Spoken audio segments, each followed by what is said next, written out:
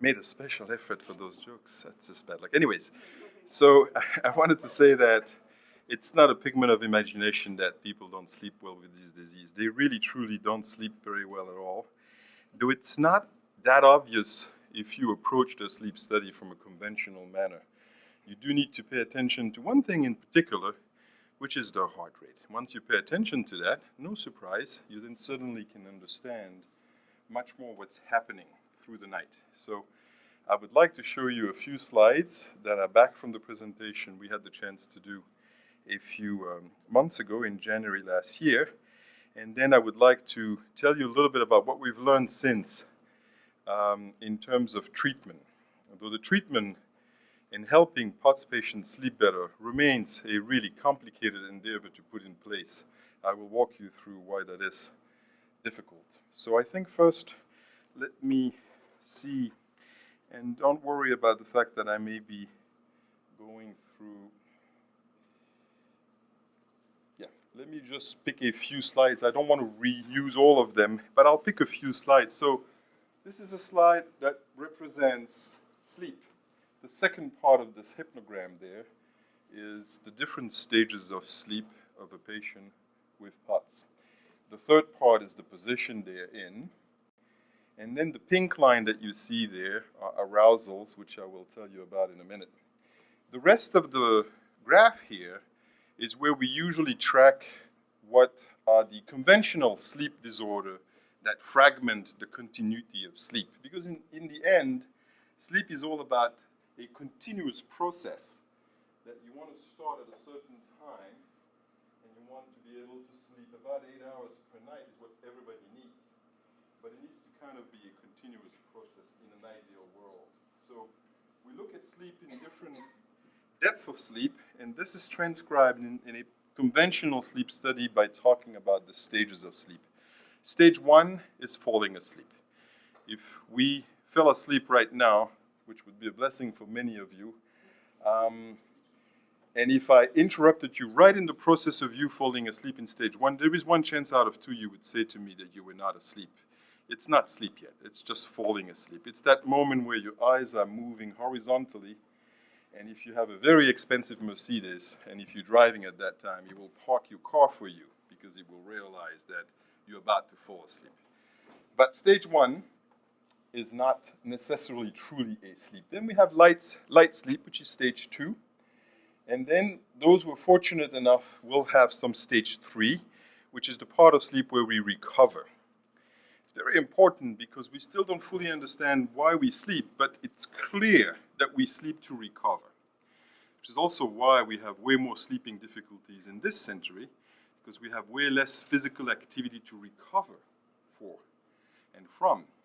And that the way sleep was built was probably not to recover from sitting and giving talks, but to recover from moving, standing up, getting food, protecting yourself from danger, moving around. And so we do that a little bit less, which I think explains why in general in our population, the stability of our sleep is actually more fragmented. And then at about every 90 minutes in a normal sleep architecture, we're going to go through a period of sleep where we have REM sleep. We call this paradoxical sleep because that's the time during which we have most of our dreaming activity. And it's paradoxical because nothing in your body really, none of your muscles move during sleep, or they're not supposed to. The only thing that moves is actually your eyes. Of course, your eyes are closed, but your eye behind the eyelid moves as if it follows what you're actually dreaming of, which is probably what it's doing. It's scanning horizontally and up and down. It moves around. That's why it's called paradoxical sleep, because the body is inert when you look at it behaviorally, and yet the muscles that activate the eye will be at work. So, now that I've reintroduced these few concepts for you, in a sleep study, we pay attention to people who have leg movement, which you will see at this part of the slide. That's where people have leg movements, as in this particular example. We will look at people who snore, very little snoring in this population. POTS tends to be reasonably young and actually reasonably thin individual. There's not a lot of snoring. If you have snoring, you can also stop breathing and not bring air through your pipe, and that can be an hypopnea, an obstructive apnea, a mixed apnea, a central apnea. And all these events that don't exist in POTS patient are the events any sleep lab in the world will pay attention to, because that's what's going to be fragmenting your sleep, and that's what we can intervene on and help you with a CPAP, for example, or asking you to lose weight. We can also treat leg movements when those are the cause of the fragmentation of sleep. So if we just look at this particular individual, it's very clear to realize that this person does not have any conventional sleep problem. There is no stability of sleep at all. And you can see every time you see that it goes from one stage to another, and it's a vertical line here in this hypnogram, it means that you're transitioning from one stage to the other very quickly. So you're not having a stable sleep. In fact, this person has probably the best sleep at the end of the night, as you can see here. Finally, some slow wave sleep here, a long episode of REM sleep over there. And that's not abnormal to have it, except that that's the only time this person has normal sleep architecture. It's at the very end of the night. And that probably will not surprise some of you who live with POTS, because as you probably know, in most POTS patients, it's very difficult to fall asleep. It's very difficult to stay asleep. And then at the end of the night, suddenly, it's very difficult to wake up, because now you are absolutely sleeping, catching up with sleep inertia. When you have to wake up, go to work, take care of your kids. And it's really difficult, because most of you end up the night with slow wave sleep. But, you know, the brain was better built than that. Not that I want to insult anybody here. The brain was better built in the sense that we place the slow wave sleep during which we recover at the beginning of the night. So that if the night gets interrupted, well, we got our stock of slow wave sleep during which we could recover. It's not built to have it at the end of the night. In fact, most normal sleepers don't have any slow wave sleep after this part of the night in the last third. Then let's look at this individual. All the slow wave sleep of this individual here, here, and mostly here is in the last third of the night. So I want you to keep that in mind. That explains some of the problems with getting out of bed. There's another component of it which I will talk about in a minute. Now, when we wonder what is the cause of the sleep discontinuity and fragmentation, look at the green bar. That's the heart rate. Heart rate is not something we pay most attention to when we look at the sleep of folks.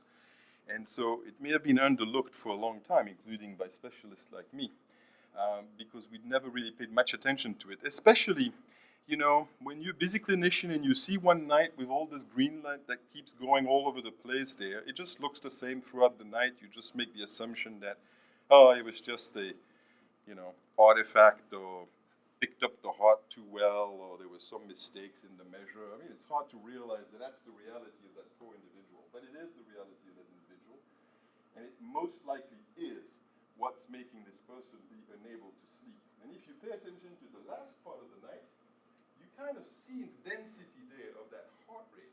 You see that it's significantly improved, and now they are finally able to have a stable, continuous process of sleep. Now, what I've learned to do when I see patients in clinic, to try to explain to people what normality is, I go right to the green bar here in the sleep. You see the REM. So we're very fortunate here to have a REM episode of about 40 minutes. You see it all here? Now, why do I focus on REM? I focus on REM because in any one of us, in 24-hour cycle, it is when you are in REM that your heart is dysregulated. Your autonomic nervous system is dysregulated when you go in REM, for reasons that are not fully understood, by the way. And that's also why lots of us that are older, obese, like me, and potentially with blocked arteries, will have a heart attack at the end of the night, because, guess what? As we go through the night, we have more and more of this REM sleep at the end of the night. As we have more and more slow wave sleep in the beginning, we have more and more REM sleep at the end of the night. We dream much more at the end of the night. That's the way the sleep architecture is. So what I use this bar for there, that period of green, I want you to follow it up and look at the heart in that period of REM. That should be this individual worst amount of variability in the heart rate, assuming that you did not try to run, 100 meter at 2 p.m. that afternoon, right? if you have just a regular life, that should be when your heart's going to vary the most. So now I can tell this patient who sits in front of me, that's what is the worst amount of, presumably, variability in your heart is what you see above there. And now you pay attention to the beginning of the night, and then you're like, well, how come it's like that there? And that's the big question. That's the problem. We don't know why it is, but for sure, that's what's preventing you from staying asleep. This person here keeps hitting a few minutes of light sleep and then waking up. The chance that they're going to feel good if we come into the room here is very low. It's probably worse than if they had not tried to sleep. Because if they had not tried to sleep, at least they would know why they feel bad. And they may have engaged in an activity that was pleasant. And they may be like, well, you know, I didn't sleep, but at least I did something on the email or I watched a DVD. But here, they're in bed. So when we talked last time in January, what this told us as a sleep specialist, I'm an internist, I'm no cardiologist, was, you know, we keep hearing POTS, postural orthostatic tachycardic syndrome, but I can guarantee you one thing, we do not try to keep our patients standing up when we make them sleep. They're all lying down. And yet, when we see this, we like, oh, wow, they're laying down for 8 hours. 10:47, 6:47 here. Why is the heart like that? And that's the mystery of POTS. And I do believe, Camille, that it has to do with sleep in the way this disease is originated. And I'm glad to tell you that in a few slides, I will be able to show you what happens during the day. And you will all see by yourself that there's something about sleep that may be critical to this disease process, not that I have pieced it out. Now, one more thing I wanted to tell you. This would already be a nightmare of a night. But now, imagine every time the person is asleep, we go and look at those 30 seconds of sleep. You know, it's an arbitrary way of calculating sleep, right? We don't do it second by second. We do it 30 seconds at a time. And then if 15 of those 30 are deemed sleep on the EEG, we decrete that 30 seconds of sleep. But to really understand fragmentation of sleep, it sometimes is worthwhile picking up in those 30 seconds deemed of sleep, how much do we have an arousal? In this hypnogram, we picked up the awakenings. That's the awake stage. You can see this very long awakening here of 40 minutes. You can see another one a little bit after there of 20 minutes. But that's the awakening. Now we're going to look at when the person was sleeping, every time these bars fell to level 2 or 3. Were they really sleeping, or did they even have an arousal in those 30 seconds? The arousal is now defined as anything that's at least 3 seconds, but less than 15. That's the pink bars. So not only this was a bad deal, but now imagine that you project these pink bars on the sleep here, and then you really wonder, well, did this person really slept? And the answer is no. This person did not sleep fundamentally until here. And that's somewhat of an okay sleep. And then when I say that people in REM don't move their legs, that's true, except of course for POTS, as many things in the laws of POTS, there, the massive amount of movement of the leg while they're in REM. Indicating again to us, because this has nothing to do with POTS per se, but this indicates again that in the way the brain controls muscle activity when you are in REM and you're not supposed to move. Humans in particular do not move in REM. Your dog does move a little bit when he dreams. You can see his legs when he's stretched like a sausage there in REM because he has no muscle to keep him, so he's at the longest there, and then you hear, and then little legs that move like that. That's when they dream, probably that they're hunting something or running away from me or chasing my bike. But humans don't move in REM, and yet most POTS patients do. They do here, as you can see. And the significance of this I don't yet have. So this is one person. Now I'm going to show you a few of the person, and then I'm going to focus on what I think we can try to achieve and the barriers to achieve it. And you should really feel free to interrupt me at any moment. Here's another pictogram. I don't think it requires a lot of comments. And this unfortunate person compared to the other one, see, this person has a lot of variability in their heart, but you know, maybe an outside cardiologist might say, well, it's not a big deal, it never goes that fast. Well, you know, it's true, it goes to 90, you know, no big deal there. The problem for me, and of course for the team here that takes care of you, is not that it goes to 90, is that it's not supposed to be erratic like this. Now, just to keep things in mind, we define tachycardia, a fast heart rate, as anything above 100, except during sleep. There, it's above 90. We define bradycardia, a slow heart, as anything above 60, except during sleep, when that's defined as above 50. Because we recognize that part of what happens at night when you sleep, not this, is that you recover and a lot of your autonomic function is quiet. Not only the sympathetic one is quieter, but the parasympathetic one is quieter too. Otherwise, you would spend your life in the bathroom.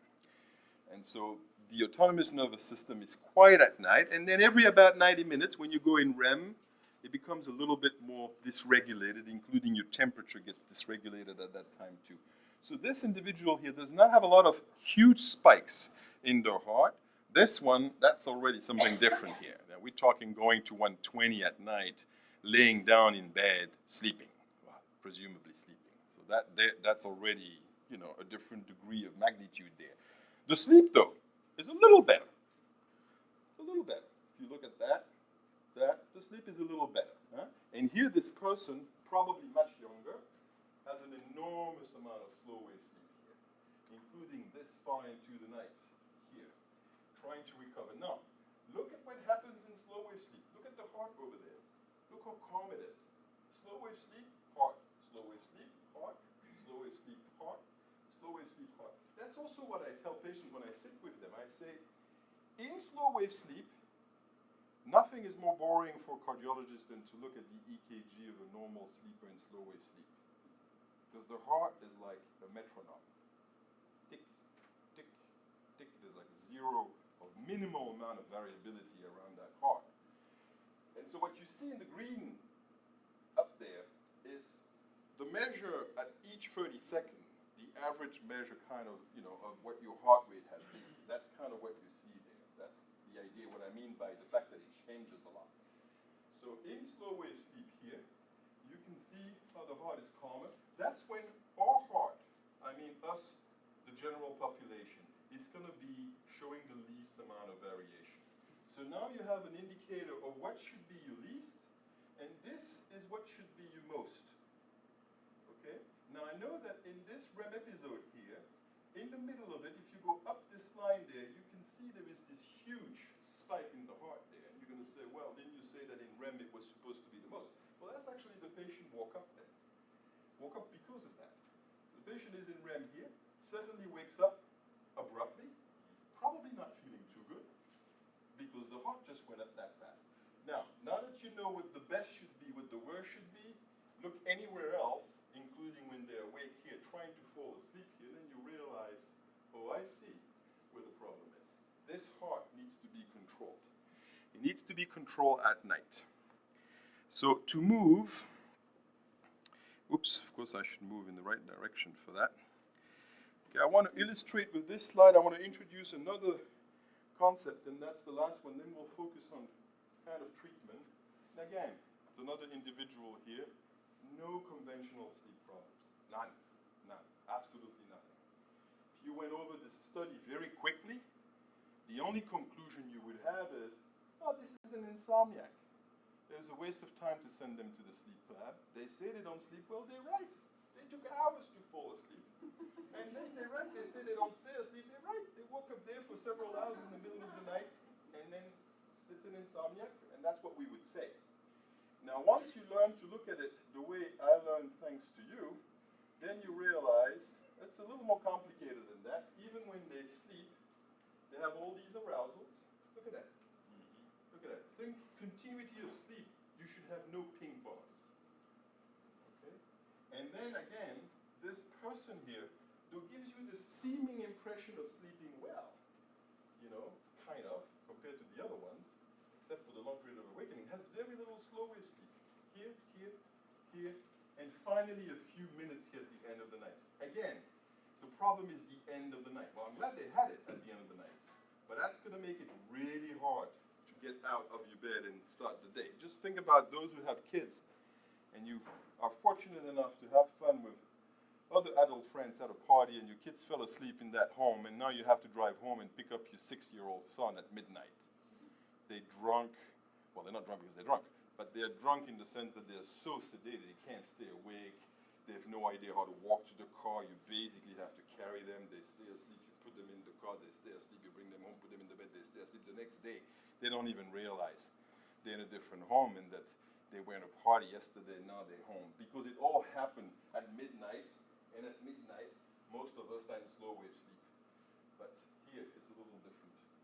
But what's striking to me, and that's the last concept I wanted to bring, is this very long delay there to fall asleep. It's not just a long delay to fall asleep. It's a long delay with zero attempt to fall asleep.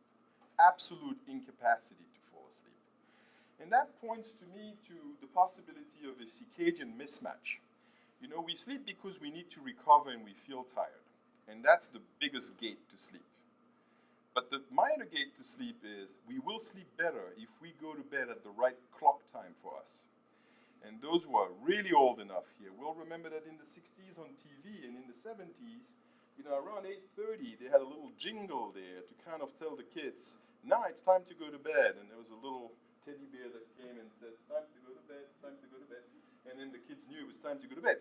That was supposed to remind them that, you know, the clock is at work, and for them, the optimal time to go to bed is approaching. The Sandman is approaching. You know, when they have their eyes that starts to get like a little like hurt and they put their fingers over their eyelids. That's actually the circadian clock telling you this is the right time for you to try to go to bed. If you go now, you will optimize the quality of your sleep.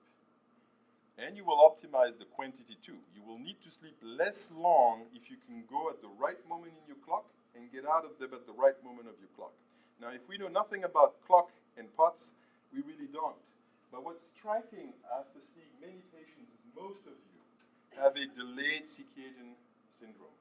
Most of you tend to actually find naturally the ability to feel ready to go to bed at 2 o'clock in the morning. And the corollary of this is, that means that you're going to find the natural propensity to wake up at 10. And if you can't make it at 10 because life exists aside of you and you have to wake up at 6, you're going to be in big time, you know, sleep deprivation. So there is this circadian component. It has never been studied formally that I know of. And it's yet another battle. So not only we have the sleep problem that exists despite the fact that you're laying down the whole night, but then there's also this circadian clock that's telling us that maybe trying to work with you to put you to bed at 10, this person here. And this may be an artifact of sleep labs, right? Because in a sleep lab, if you show like an obedient patient yourself early, they're going to try to put you to bed early because once you're done, they can go home. Okay, that's just the bottom line, right? So this probably obedient patient arrived at the time they were requested to, and then whoops, somebody said, hey, why don't we put you in bed at 9:14? And you can see the result was a waste of a lot of time because, of course, this person was never ever able to fall asleep, and you know, in the end, really falls asleep here, and it's 2:14. So then the question becomes: is this because of the heart of this individual? It's hard to know. The heart seems more or less the same throughout the night, or is this because there was also this clock component? So I think we need to think about this. And now that I have seen enough people to get a better idea about this, the interesting thing is I've even discovered that some people were early circadian clock for most of their life until they developed POTS, and then they became normal. So an early person, if somebody's going to choose to go to bed at 8 or 9, it's not good for social life in nowadays America. They wake up at 5 though, which is phenomenal for any employer. You know, so that's the early birds. There are not many in the population. 1% of people are early birds. 5% are late birds. They're going to go to bed at 2. Wonderful job in a bar, you know, or as a nighttime worker. Wonderful. But what I've noticed is a few of you that were early birds are now normal, which is, I guess, a blessing. But to me, it shows that delay. The clock changed at some point by a few hours. Most of you are late. Most of you that I've seen at around 2 o'clock in the morning.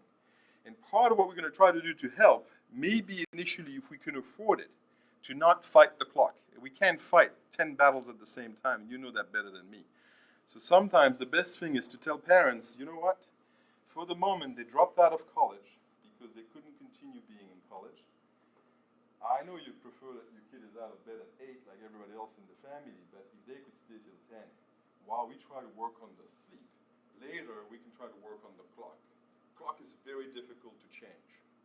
Just ask any kids when they change that 1 hour twice per year, how difficult it is to change. And of course, I use the example of kids because kids are the ones who still have a strong clock. As you grow older, the clock gets weaker and weaker. But kids still have a very strong clock. So, I think I can now move, of course, in the wrong direction.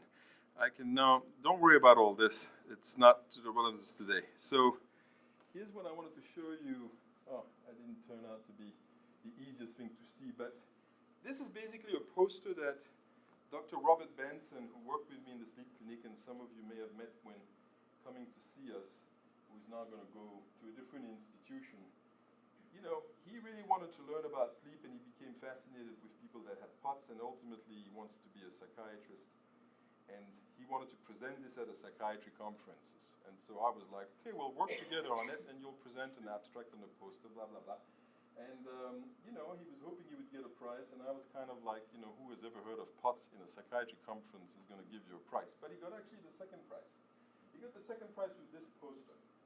And the point of this poster was to tell the community of psychiatrists, there are people around here that are going to be sent to you called anxious.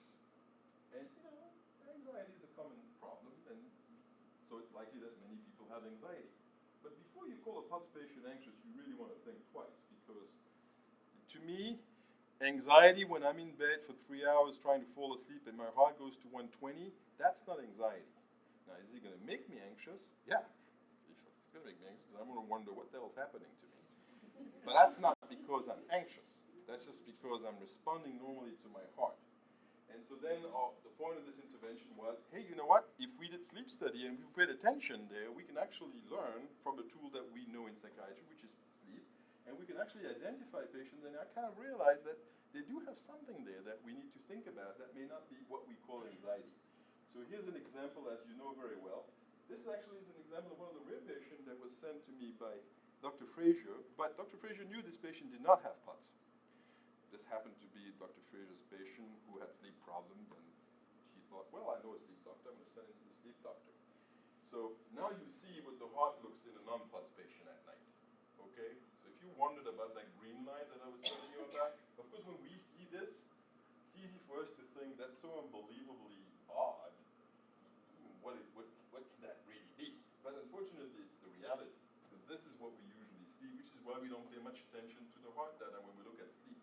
So that's what I wanted to illustrate with this poster, and then share with you the news that in the community that's remote from POTS, like psychiatrists, people start to have an interest for this disease, and hopefully people will get ultimately better care. I'm going backwards again, I bet. Yes. So,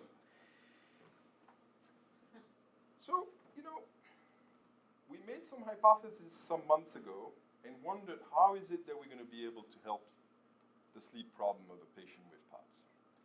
And this slide that you're all looking at is not yet interesting. So let me go back to this.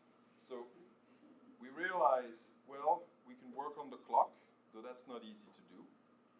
We realized we should try to find a drug that increases slow wave sleep.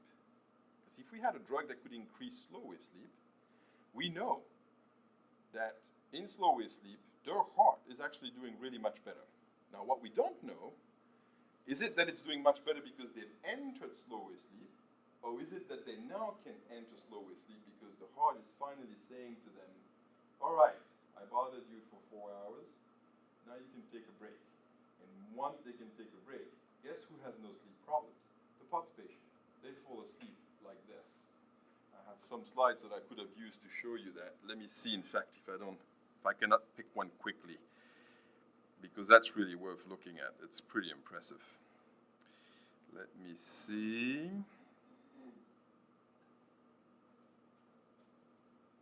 It's not going to be easy for you to see at this distance, but look at this individual here. Okay, you see that big spike there in the heart, right there? Right after that, for a few minutes, you can't see the vertical green line anymore because it's not changing anymore. They're not dead. It's just that their heart goes at the same rhythm. And guess who falls asleep right away? That's the person who falls asleep right away. Then you see again the density of the graph. You see how much greener it becomes?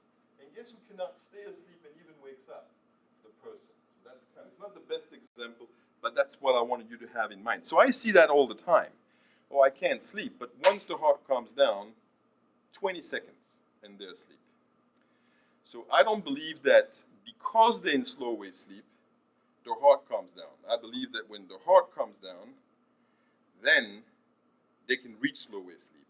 But how can I help a patient with this sleep problem? We don't have a lot of medication that increase slow wave sleep. We have a few. If we had them, you would know about it, right? Because this would be the panacea for treating anybody with sleep problem. So we have a few. They tend to be antidepressants, which I have no problem with. I'm a psychiatrist. But antidepressants work by increasing serotonin and increasing noradrenaline in people's brain. And serotonin, when it increases, ultimately leads to an increase in noradrenaline. I've always wondered how well tolerated are antidepressants in the population with POTS. So antidepressants are things like Prozac, Paxil, Lexapro, Effexor, for example, Cymbalta, for example. Now, in the family of antidepressants, a few are pretty good at giving you slow wave sleep. One is called mirtazapine. It also increases your appetite, and you can gain weight because of that, but it works really well. So that's one, but it will increase ultimately noradrenaline. And one is called trazodone, and that's a lousy antidepressant, but it's a cheap drug that can help with sleep. But once you go at a certain level, above 50 milligrams, you can have some side effects from it, and then it becomes counter-useful. That's about it in terms of drugs that we have in the antidepressant that increase slow wave sleep. So we have another one that's an anti-seizure medication called tiagabine. And what's the commercial name of tiagabine?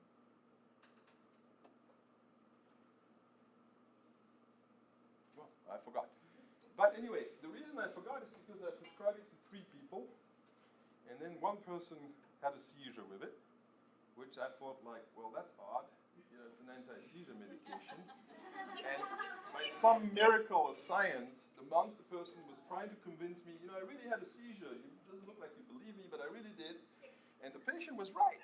And that month comes a report that says, hey, when you give this drug to people who don't have seizure, like POTS patient, there's a 10% risk they're going to have a seizure, which I was like, oh. Okay. So since then, I have stopped prescribing it, and I called the other 2 people who continue to use it because it has helped them. But I no longer prescribe it because 10% chance to have a seizure, it's not worth it. And I'm sorry for the person who had a seizure. So that's kind of the problem of drugs that increase slow wave sleep. So we can go to all the other drugs that we use for sleep, but those are called hypnotics. They put you to sleep, presumably.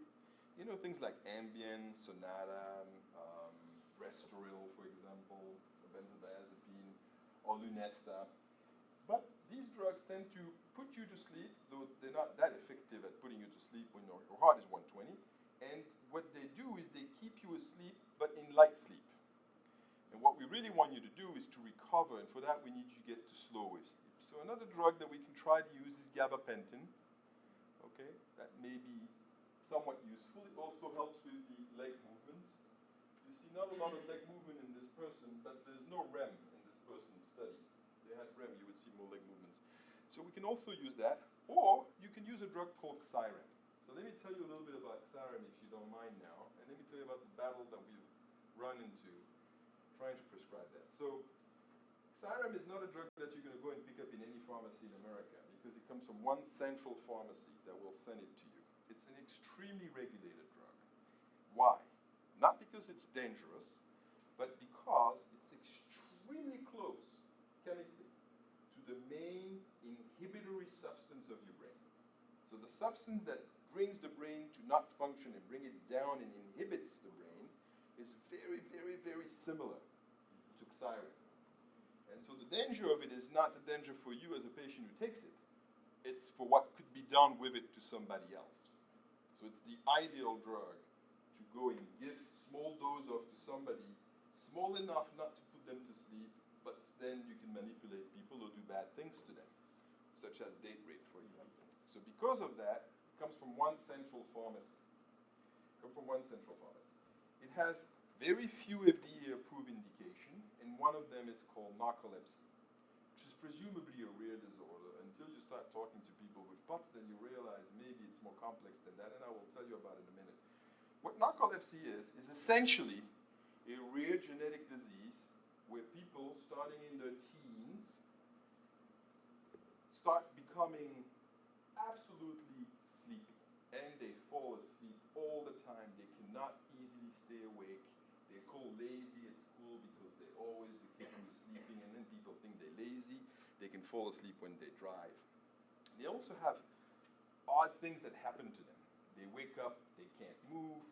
They fall asleep, they see things.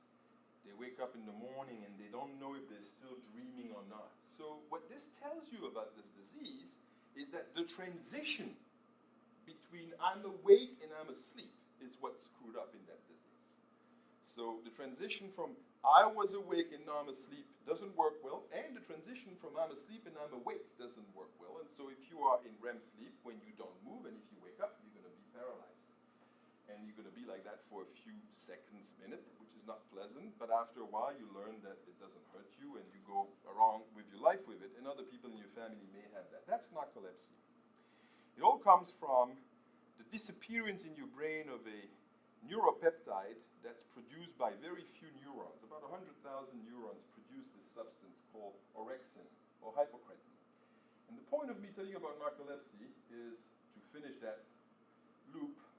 It's probably an autoimmune disease where you have a genetic risk, then you get a benign viral infection. As you fight benign viral infection, you kill those 100,000 neurons in your brain, and then progressively as they die, not freeing that substance that's critical to the transition of wake and sleep, you start having all these symptoms. So the way we test for narcolepsy is we bring people to the sleep lab. We do a conventional sleep study. That's just to verify that they slept before we do the real test, which is the day test. That test is called an MSLT. Now, did I finally figure out which way to go? No. Call impairment here. Okay, that's an MSLT. Mean sleep latency test. It's an annoying test because you waste a day in a sleep lab, and 2 hours after you wake up, people come and say, okay, it's time for you to try to go to bed. They close the light, they leave you alone for 20 minutes, and they measure on your EEG how long it took for you to fall asleep. And then they redo the same 2 hours later. 2 hours later, we do these 5 times. That gives us 2 types of information. One, how quickly does somebody fall asleep? And the cutoff for this, for pathology, for people who fall asleep in an abnormally quick way, is that the average on these 4 to 5 tests, you'll see why it's 4 to 5 in a second, is going to be less than 8 minutes. And if you fall asleep in less than 8 minutes and you're a truck driver, well, that's it. That's the end of you being a truck driver until you get treated, right? Because you are somebody who is really at an objective risk of falling asleep way too quickly during the day. And we do this test after a night so that we know that you slept the night before. Because if you go and party and come and do an MSLT, of course you're going to fall asleep. I would too. So then we know you slept the night before. We also normally do a drug screen to make sure that you haven't taken drugs that may interfere with the test. The other reason we do this test is we don't just look at how quickly you fall asleep. We look to see if you fell asleep in REM, because that's the critical electrophysiological signature of narcolepsy. You fall asleep during the day, but you fall asleep in REM. And that's easy to see on a sleep, because we see exactly in the EEG pattern what REM looks like.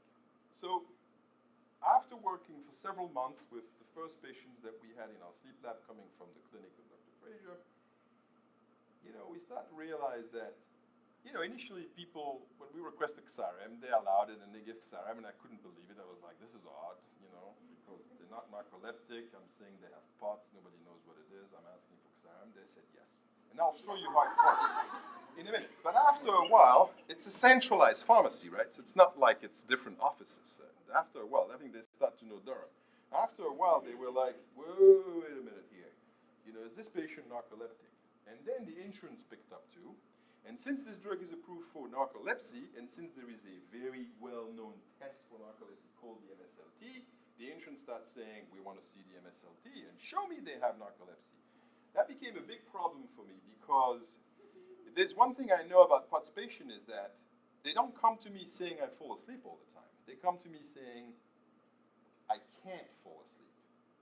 And during the day, I feel lousy. I wish I could fall asleep, but I can't fall asleep. That's why I was reluctant to do the MSLT in the beginning. Then I did my first MSLT on a patient. Bingo, he had 2 REM episodes. And I was like, oh my God, this is so easy. Click, boom.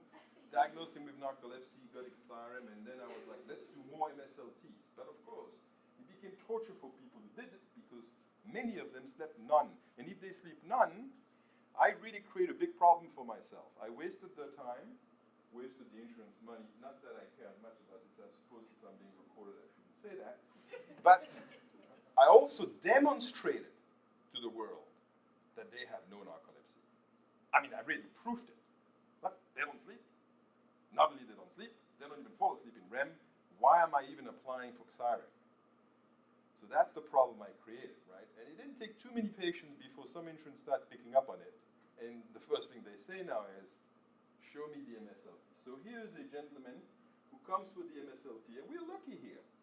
Because he does fall asleep. Not on the first, not on the second, on the third and the fourth. Now, by the way, why do we do 4 or 5? We have to catch 2 REM in 5 episodes. But if you've had none over the first 4, then there's no point telling the staff, or you can stay for another 2 hours and then re-record them at 6 p.m.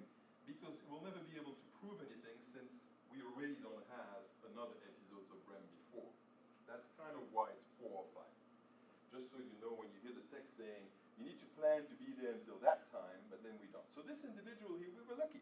So this is what I started doing when I could, because every organization has its own, limitations. So I don't see you before you come for the sleep test. So the POTS clinic start ordering standard tests that I've shown you results, and then the MSLT. And then what I try to do is come the night of your sleep in the sleep lab, meet with you, basically find out whether you're sleepy or not, and whether I'm going to have a chance that you may sleep the next day. And if I felt that I may have a chance you may sleep the next day, I took the chance, and then we did this. And so this person said, yeah, I think I could fall the next day. He was right. Slept here, no REM. But again, why would they be? There's no reason for me to believe that POTS patients have narcolepsy. Though I will come back to this in a minute. But when we look at this, we look at the sleep latency, none, 5 minutes, 4 minutes, it's pretty quick. And what's of course interesting for me is, think about it. If you didn't sleep very well and you're going to fall asleep in 4 consecutive naps, you're likely to fall asleep in the first one, right? Not the last ones. So this person doesn't fall asleep, at noon falls asleep in 5 minutes, less than 8 is pathological, falls asleep in 4 minutes, that's pathological. That's a big deal for me. But when we do the average, we have to give 20 here, 20 here, and 20 here, because there were 5 naps for this individual, and then in the end, it's an average of 12.38 minutes. And so basically, I'm proving nothing, except that I know there's something abnormal here. So here, Dr. Fraser, here's a gift for us. So it finally dawned on to me that this is the way we do conventional MSLT. Now, where's my heart data? It's no longer there. Why? Because nobody's ever said that we needed to do it. It's there. It's in the machine. It's being recorded. It's not shown. We don't see it. Then I realized that, and I was like, well, this is stupid. Why don't we look at this? Why don't we look at the heart data? Because maybe then we can explain why they don't sleep. So now I want to show you something that's really troubling for me. Again, you can see we're very economical in sleep. I'm giving the heart data, but not during the rest of the time, right? Because I'm a sleep doctor, right? So during the naps, I see the heart data, but between the naps, that's Dr. Fraser's business. I see no heart data, even though that could be recorded the entire time. So here, you wonder why this person didn't sleep? Well, I don't wonder why this person didn't sleep. This doesn't look too good to me. And then here, this doesn't look too good to me either. But here's what's troubling, and here's really another factor that's pushing me towards believing that intrinsically in POTS, sleep must have something to do with it. Here they slept. Is this better than here? No, it's worse. Here they slept. Is this better than here? It's actually worse. It's actually worse. So now we know that POTS may be something that has to do with you standing up, but I will tell you that it's something that has to do with you sleeping. Okay, because when you're supposed to sleep, I see your heart that doesn't do good things. And during the day, when you don't sleep, your heart is actually better than when you sleep. So this is kind of weird. Now I'm going to have to look at all the other MSLTs and see what happened in them, and this may just be, a random stroke of luck here, but I think that brings us further towards the understanding that maybe we should really think about this. And that's what led me, that hypothesis that sleep and POTS were related, which was, I guess, a lucky hypothesis, is what led me to conclude the only drug that we have that we could use is Xyrem. Why? Because not just because it inhibits people and helps them sleep, though that in itself is actually a decent idea. Not just because a lot of POTS patients do have a few symptoms that are like narcolepsy, and I will come back to this in a minute, but because Xyrem inhibits locus coeruleus, which is the center of the brain that fires noradrenaline. It inhibits it. It says to the locus coeruleus, you go on strike. No work. No work. And I would like to show you a few data now, and I, of course, thank our patients that, are always ahead of the curve, trying to find out how they can help themselves. And, of course, most of them have Fitbit stuff. And then I finally realized after they kept sending me these things that actually that's super useful data. So I don't have a lot of sleep data in a sleep lab on people with Xyrem, right? Because it's expensive to do a sleep study. We're not doing research here, we're doing clinical work. And I can't just say, let me bring you back just so I can study what's going on and understand things and bill you insurance. It doesn't work like that. But Fitbit is brought to me, and so I want to show you something. And let me tell you about Xyrem. Let me show you now. Not that it works on the sleep, but believe me, if you talk to people who take it, they'll tell you that I think it helps them, but this is the heart at night. But here's another thing I needed to tell you before I go and show you these data. Xyrem being extremely close to a molecule that in your brain inhibits your brain does not last long. The brain is well done. It doesn't produce an inhibitory substance that says from midnight to 8, that's it, you're asleep. Because we would not be here talking if that's the way the brain worked. So it inhibits the brain, but in a way that's easily reversible. So Xyrem lasts for about 2.5 hours to 4 hours. When we prescribe it to narcoleptic patients, they must take it in the middle of the night. If I tell people, I'm going to help you sleep with a drug, and then you're going to have to put an alarm to wake up and take your second dose, people kind of look at you like, I don't know that I want to do that. But Xyrem helps restore. So here's what Xyrem does, and now I'm going to sound like I'm probably a commercial and a cheap one. And I won't speak fast about the bad things because I can't speak that fast. But Xyrem restores a better architecture of sleep and stabilizes the transition between all these phases of sleep. That's how it helps the narcoleptic sleep better, because actually narcoleptics sleep all the time, but they don't sleep that well. Xyrem also decreases pain, increases growth hormone, which may matter for those who are 16. And Xyrem in the day, when it wears off, helps the narcoleptic patient fight the sleepiness, because now his locus coeruleus is saying, okay, I can go now. Thank you. I'm going now for the sprint. And that influx of noradrenaline in a narcoleptic patient keeps them awake for a few hours. So Xyrem helps them sleep, but also helps them with the fatigue and sleepiness during the day, and then calms down all these odd things that we talked about. Falling asleep dreaming, because it restores the sleep architecture. You no longer fall asleep in REM. Waking up in REM, you no longer wake up in REM paralyzed. Waking up in the morning not knowing, am I still dreaming or am I awake, that disappears too, because it has restored the stability between these transitions of phases. So here's a great recording, right? Because you have the heart here, and look how quickly this heart finally calms down. That's Xyrem. And that's the best picture of why you should take Xyrem, right? So this heart, unfortunately, I don't have the data before, but this person's heart was somewhere here before. Okay, and these are patients now who know well Xyrem, and so they take it, they don't go to bed once they take it.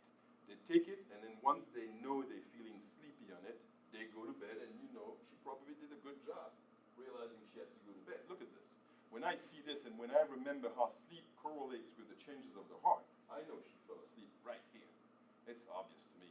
I know exactly when she woke up. I know exactly when she woke up to take a dose of Xavier. Right here. That's when she woke up. And I also know it because she wrote it. She gave me the data and told me when she woke up. She woke up right here. So now you get a sense of like, hey, what happened here?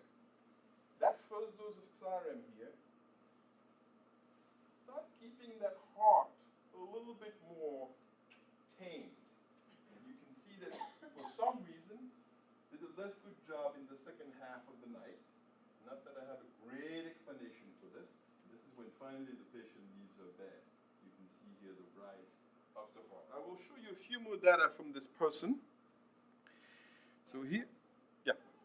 These patients who are taking Xyrem, when you're doing the studies, are they on heart rate medication to begin with? Oh, yeah. Okay. So all of them. Yeah, no, I don't go around telling them you're going to stop by systolic so that I can really understand what I'm doing. I'm just an internist. No, I don't. That's a great question.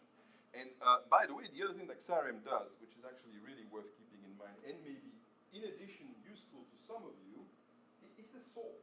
It's a liquid that you have to drink. It's pretty disgusting. And it's sodium oxybate. You know, and at the end of the day, 6 grams of Xyrem in a night is 1 gram of salt. So it's like 1 gram of salt. So it does. So for some of you who also take salt tablets, you'll have to take less of them, or it will help you raise that. So here's the second illustration that I wanted to show you. Okay, now we don't necessarily give the same dose at both times. In fact, it is so difficult to put asleep a patient with POTS that we tend to use a much bigger dose at the beginning of the night and a much less bigger one at the end of the night. Now remember, before I looked at this, all I had was the patient telling me how long it took for them to fall asleep and then telling me, yeah, I slept better. So this person actually sleeps better through the night. I have the insight now knowing that once they're on the lesser dose of Xyrem here, that the heart is actually much more funky, but we care a little bit less about it. This is not a patient with obstructed coronaries that's going to die from a heart attack. And this is a patient actually behaviorally was asleep there. It didn't matter. They were able to remain asleep. So the heart was still bothering, but not enough to be able to arouse them. Presumably, since I don't have EEG data yet, but I can tell you when the person woke up. I can tell you for sure when the person woke up. So here's the narrative of this person. Before this, kind of was dreaming and not really sleeping and feeling like, you know, when is this alarm going to ring? And before the alarm rang, patient woke up. Yeah, that woke up the patient for sure. Patient then says, I had a hard time falling back asleep. Well, I'm sure I know why, right? Because if tonight you go to bed and you go to your partner who doesn't have POTS and you wait till it's 4 o'clock in the morning and you take 2 big pots from the kitchen and then you suddenly bang them next to their head, they won't fall asleep right away. They wake up, they're not going to fall asleep right away because their heart's going to be like this for a while and they're going to have to wait till they calm down. So that's presumably kind of what must have happened here for this person. You can see here what much better job this person does now, because this is in time. This is a more recent recording. Kind of realizing, all right, this is the right moment for me to go to bed. So what they don't do anymore is spend time in bed laying down when the heart was at 120 and you would never fall asleep. They go to bed when the heart is already like much improved because they know that's the moment I'm going to be able to fall asleep here. And then the last picture was this one, just to show you a nice night. Of course, it would be ideal for me to have data before, but many of you know what the data before is. And you have it here. Look at what happens when a POTS patient wake up. This is what happens to the heart. That's when they wake up. Maybe because they also stood up. You see here how this is still somebody who is struggling, trying to fit the real clock. This person's real clock is really 2 to 10. But people have a life and they need to go in class or whatever, and so they probably go to bed a little bit earlier here. But anyway, this was a decent night of sleep, and then you cannot really see very well here when the transition was, but this is when the transition was, and that's the second dose of Xyrem, and that's how it helps. So of course it would be nice that I show you data in a sleep lab so I can show you sleep. But those data are still rare for the moment. I have them, but of course by the time I had to do the presentation I couldn't remember who I had it on. And so I kept looking at all these data thinking, who was it? Because the people who came to the lab and I recorded them on Xyrem, I give them the Xyrem myself at night. So I was there, I knew exactly when they took it, and then I sat in front of the EEG, and it was extraordinary to see it. But of course for today, I couldn't remember who that person was, and I apologize. So the bottom line is, I don't really know much about POTS, but I know that in addition to the very complicated cluster of symptoms it gives you and how it troubles your life, that it also troubles your sleep. We had the impression with Dr. Fraser that the sleep may be more critical than we think, and I think this has been verified over time.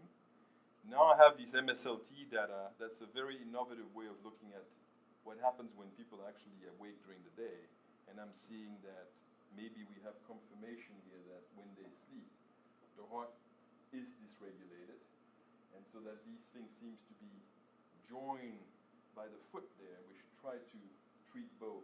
We've tried many different treatments over time. Not much is able to quiet down the brain of a POTS patient enough for them to sleep. Xyrem seemed to be what worked the best. We haven't done a study on it yet, so we don't really have scientific data, though we have data to study. And, I wished initially, initially we give it to people and then we continue to give it. Then I start realizing, well, we don't know that we need to give it every day.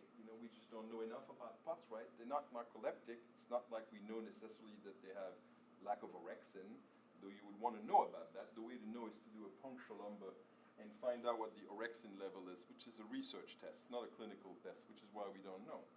But, we've no reason to believe that they need to be treated every night. So I've asked the second group of patients I prescribed Xyrem to maybe take a break from it at some point and then see what happens. And nobody has been willing yet to take a break because I think that it helps them. And what can I say? It helps them, it helps them. So I think people in general have been kind of, feeling better with the Xyrem. It has helped them. And the biggest problem we had is to convince their insurance to back us up and prescribe this medication. It does have some side effects. Some people complain, of course, of the taste, and then nausea also is a complaint that people have. It's a common complaint. People say that we get used to it. I have no idea. I've never tasted Xyrem in my life. But that you need to know. I initially wondered whether they would make things worse during the day, since now we are unreleasing the locus coeruleus, but that's not what's happening. I'm not having calls of patients saying, here, I had a huge headache and a huge panic attack and I had to go to the ED. That's not what I hear. And the reason I believe it's because, the normal way our body is supposed to function is at night we're supposed to sleep and we're supposed to have our heart that's quiet. And during the day, it's not supposed to be quiet. And that's that mechanism, that homeostasis, that equilibrium that essentially is broken in a patient with POTS. So the patient with POTS starts the day with no energy, has not recovered at night to get energy to start the day with, because you need to sleep for that. Pushes themselves, because actually I've not yet found any POTS patient that's not a type A personality. Now, I've not found a lazy POTS patient, which is bad luck for them. They're all type A, they all want to do well, they all want to perform, they're just incredible people. So they push themselves, and they know that when they push themselves, they pay a big price for it. And the reason for that is because they're not in a state of equilibrium with the mechanism that restores energy, and they push themselves on an empty tank of gas. And the price for that is that the whole autonomous nervous system is going to go like this. So I think if we could restore at least the night, we may have an impact on the day. That's about all I know about sleep and POTS patients.